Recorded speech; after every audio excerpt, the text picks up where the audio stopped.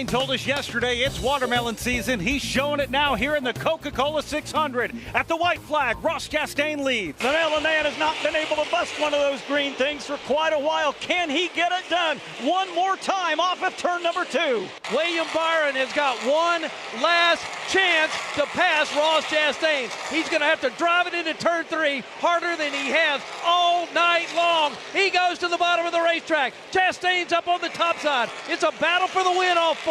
Chastain wiggles a bit at the exit of the corner, but he is going to win the Coca-Cola 600. He sets a record. He starts last, but he finishes first, and he claims his first crown jewel on the NASCAR Cup Series.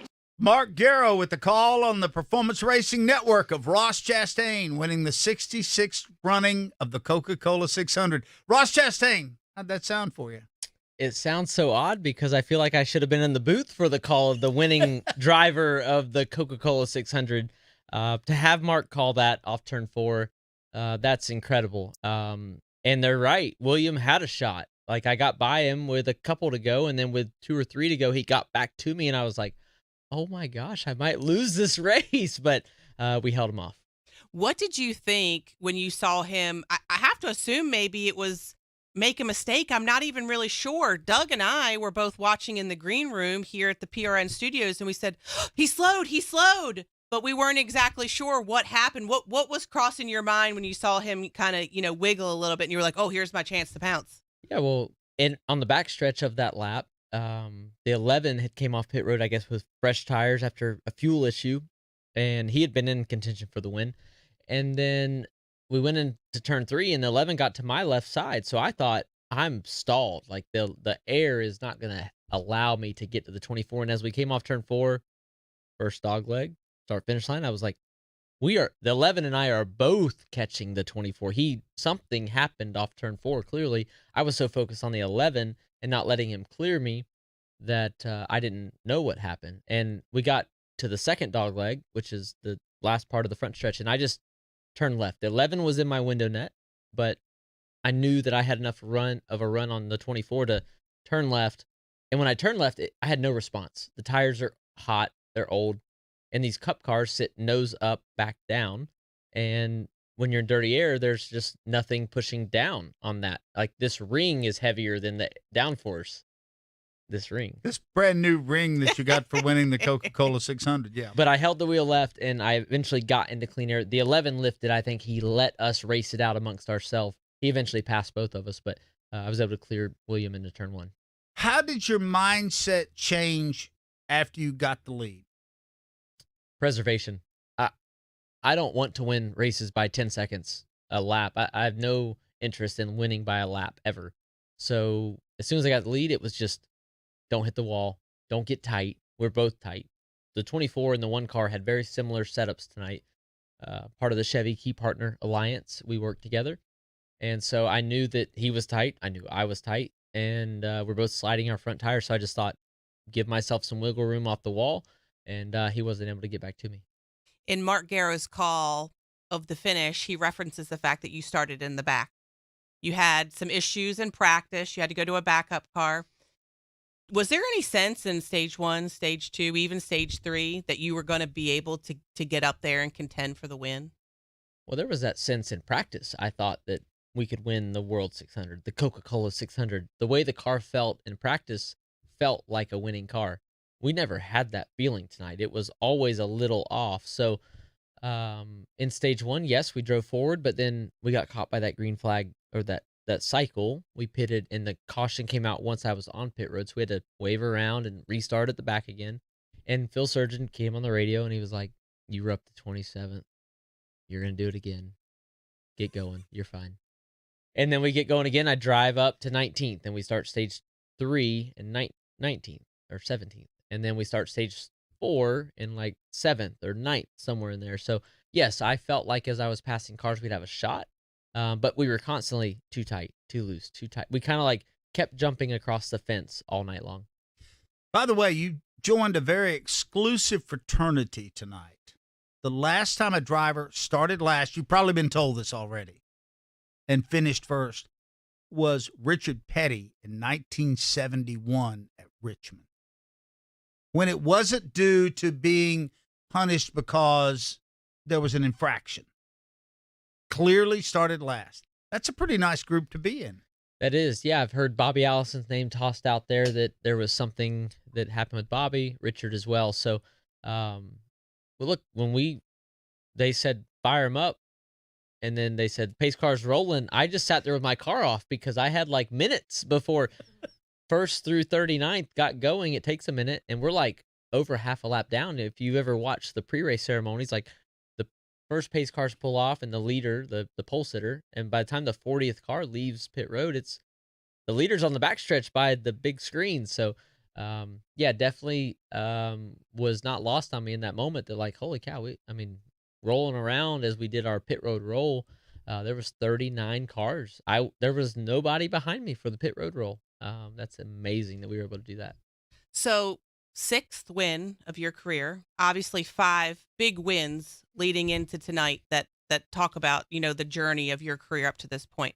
But the Coca-Cola 600 being a crown jewel, you have it. Here we are, a little inside baseball. It's 2:30 in the morning at Charlotte Motor Speedway. You dang right. At the PRN studios. Not sorry. You have taken your time to celebrate this. What does this mean to you and to, your future?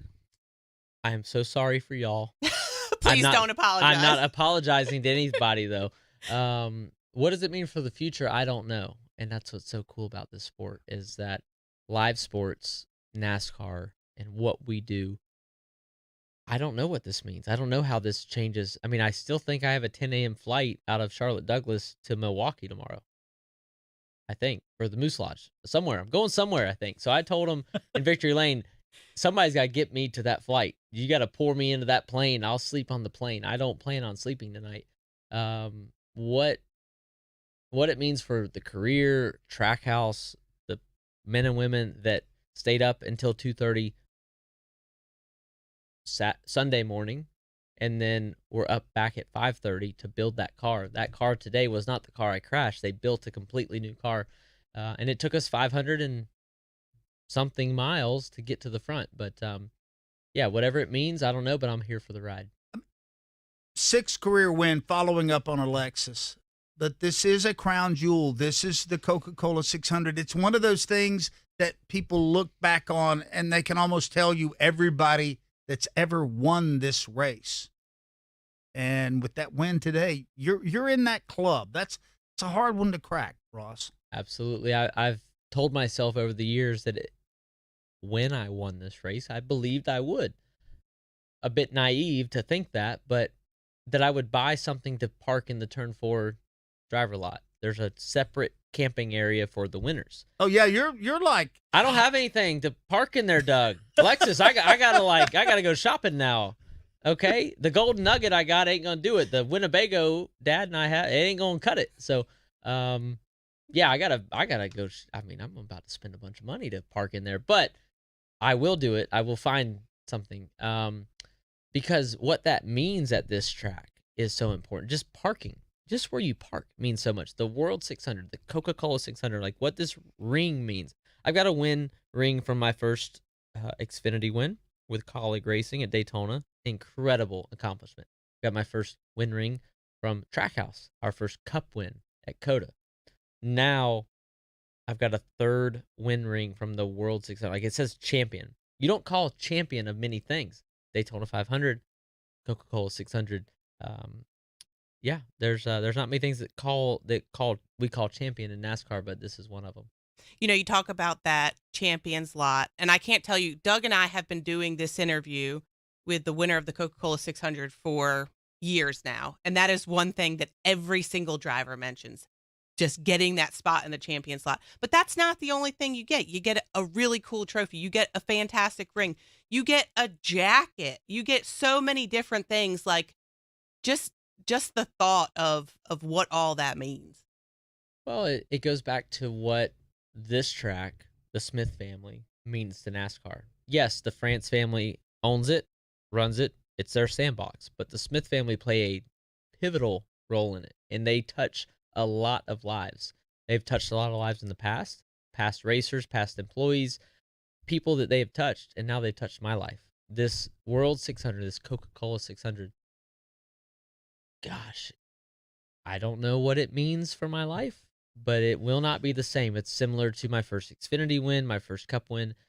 I believe that this win will be different than the other 5. I'm not saying this to blow sunshine in your direction, but Alexis and I have said this, and Brad and many other people on our show. The one thing separating you from Superstardom, and I truly believe this, is winning. And now you've won one of the big ones. And I know you're popular because you're one of the 2 guys that has a souvenir hauler with just your name on it. Am I right? That's right. And that's a big deal. And we work hard for that. That's you do. Something with cruising that we push. We want that. We want our own hauler. And it's not lost on us that we have that. We have to sell merch to keep it, though. That thing costs a lot of dang money for cruising to operate. I got to hold up my end of the bargain and sell some hats and I think t-shirts. you sold some more merch today. I hope they were open after the race. Look, I talked about on the front stretch, like, people better be buying some dang watermelons. It's Florida watermelon season. They better be buying some. There's some Busch Light. I got some in my champagne glass here that Marcus gave me. I don't think that any winners ever came in, maybe probably not with an omelet. Breakfast That's potatoes. attention to detail right there. And then watermelon in their champagne, but I was hungry on the way down here. Well, that's good. I'm glad I hope you get satisfied. The other things that are obvious, and I know you've been talked to about it, all-star race for next year, championship hunt for this year. You're in the playoffs. There's no winning a race after the playoffs, and yay, that was nice. Is there a sense of relief? I mean, I don't know how much weight it's off the shoulders. The ring's heavy, but the weight off the shoulders after winning is incredible. We missed the playoffs last year. It's no secret. We won Kansas in the fall. It's too late. We celebrated that win for sure, but making the playoffs, it sets off so many dominoes for Trackhouse, for Chevrolet, and for the one car. And for me, that gosh, it's hard to put into words how much that really means. And that box was checked tonight. I was going to say, just sitting here looking at you, you look so weightless you could almost float out of that chair. It's tonight. a champagne. I'm all bubbly. I love that. Well, congrats. Appreciate the fact that you've done a lot of work with the crew on PRN this year doing the Xfinity races. Every time you step up a little bit more.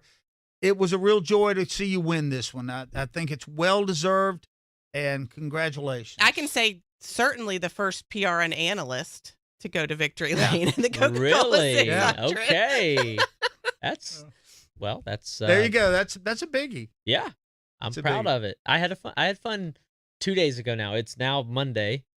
It is 2:37. Yeah. Congrats. I think the worm has turned in a good way for you. Yes. After this. Well, Trackhouse worked hard.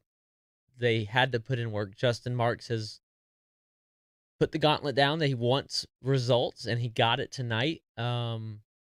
What that means for the next race and then the other cars. I mean, we brought 4 cars out here tonight, and I started in the back of all of them. I unfortunately saw Connor and Shane both have issues, and I don't know what happened to Amigo, but it's bright days ahead for Trackhouse if we can keep up efforts like that. And this sport is so humbling. We could go next week and be last. We could start last and finish last. Like, it can happen, but man, this is a bright spot for Trackhouse. Well, you started last and finished first this time. That is crazy to me in the modern era that can still happen. That's so cool. As like the racer in me, Saturday night short track racing, when you would win a race as a kid, they had to start last in the next race as a kid. We were in the 12 to 17 fast kids truck class. And so you'd like try to get back to like second or third. You'd never catch the leader. And man, in the Cup Series and 600 miles, you can do it. Pass them all. We passed every freaking body. Some of them more than once. A couple, yeah. A couple were tougher than others as well, but some made it easy. Well-deserved win. Way Thank to you, go. Doug. Ross Chastain, the winner of the 66th running at the Coca-Cola 600.